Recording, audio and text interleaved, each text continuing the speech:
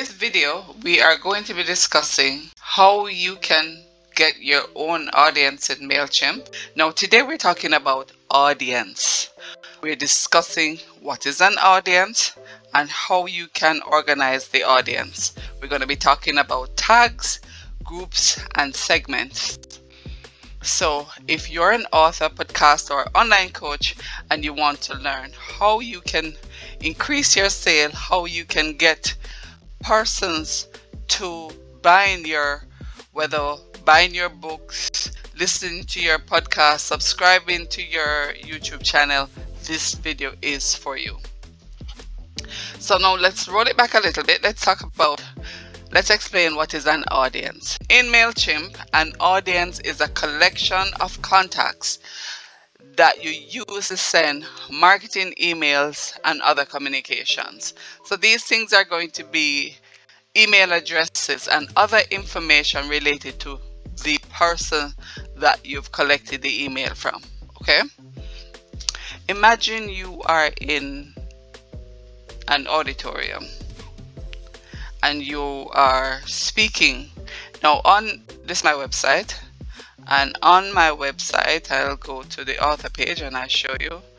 On my author page, if I was inviting persons to come to a speaking event that I have, then I would have been inviting authors, podcasters, and online coaches, and other people who fall in that category, because you have people who create a number of things. A doctor who is an author, podcaster, online coach. You have a nurse, a teacher, a preacher, who are fall into this category, right? So let's just say you're in the auditorium and there are lots of people there. People are sitting everywhere. It's packed.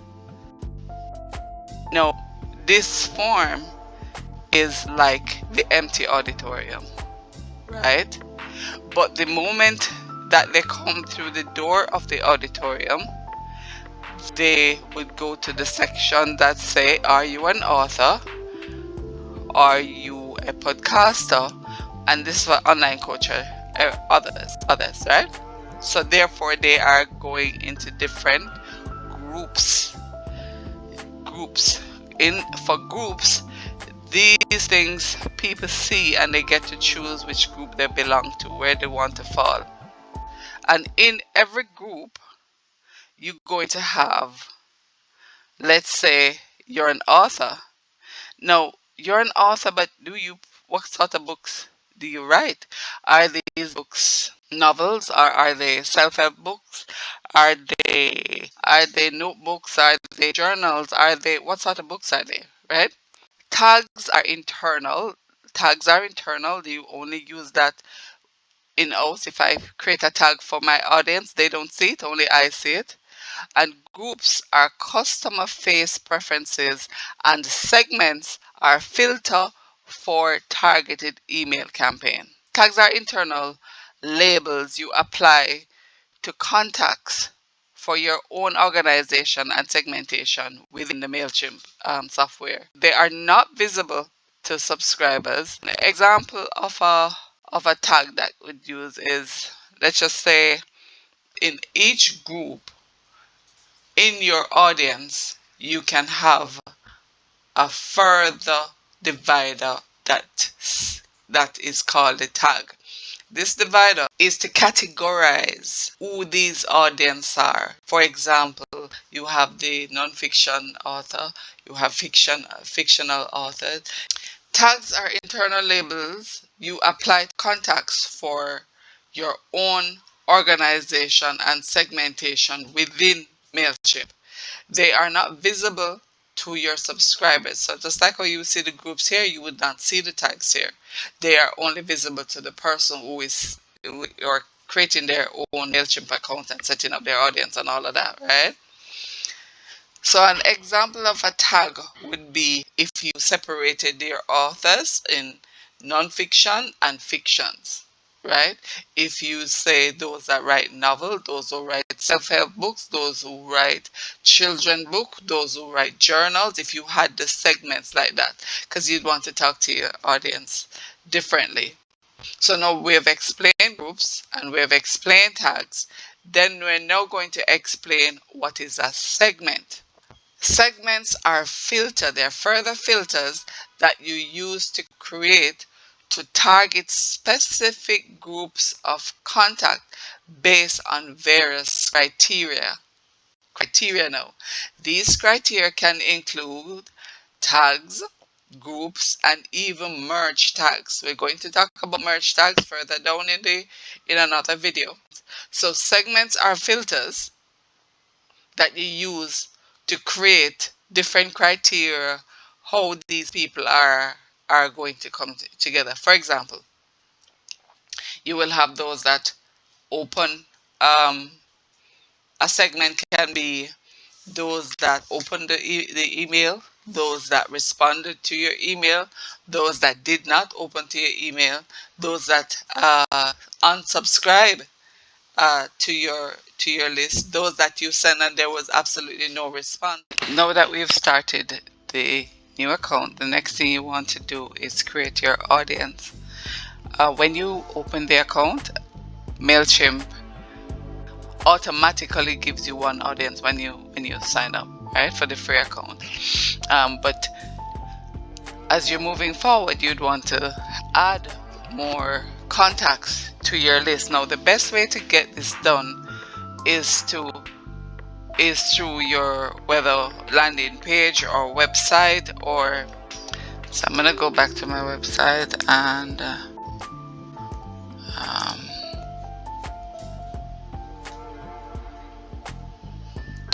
go to the bottom of the author page, and this is the free Mailchimp sign up form. Now, the best way to collect leads are through something that you give the person the opportunity to choose to want to get an email from you. I think I mentioned that in the first video. Please go back to the first video where you see how I covered a little bit on how you get the free account. But the organic way is the best way to collect leads. You don't want to be sending email to persons who are not interested in your offer. You don't want to be sending email to people like that. So the best way to get it is from people deciding to click on a link that you share somewhere, a scanner code or somewhere, to sign up and give you permission. I'm going to go back to Mailchimp and I'm going to show you how you can add more contact. Now, the more contact you have, once it gets past the 500, you will have to be prepared to start paying for the account. Now we're just going to add, this has 6, you can see 6 total here, 6 email addresses. So we're going to import contact. You can add your contact, add persons by just go click import contacts, and then it say how would you like to add your contacts, and then I would say not connect store, we want to upload file. You can either connect your store. I don't have a Shopify store, none of that. I have a website but not a Shopify store, so I would say available file types include CSV, TXT, or XLSX, and it says be sure files are formatted properly. Then you can also copy and paste, so you can do it one by one. This is doing it one by one. So let's just say we're gonna do the CSV file, and I'm gonna click here, and then we're gonna select the file. It's a small list, and we're gonna go upload. Now all of these emails are fictitious, and we're gonna say continue. Contact list for Mailchimp. That we're gonna go continue.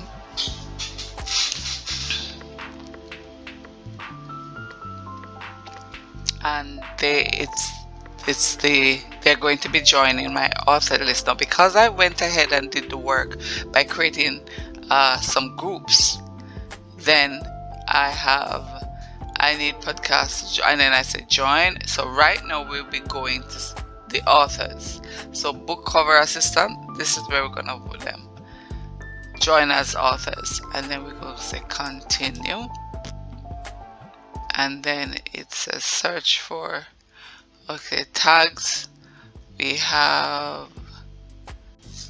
let's look for self-help books. Let's just use that one, but I'm just gonna say self-help books and leave it at that, and then say continue. So they were all uploaded. Here they are, and it's a join as author, then self-help that I chose the tags that it belonged to, and then it says subscribe. And if you scroll over, you will see the date when they were added. Today is the 19th. It tells you the time.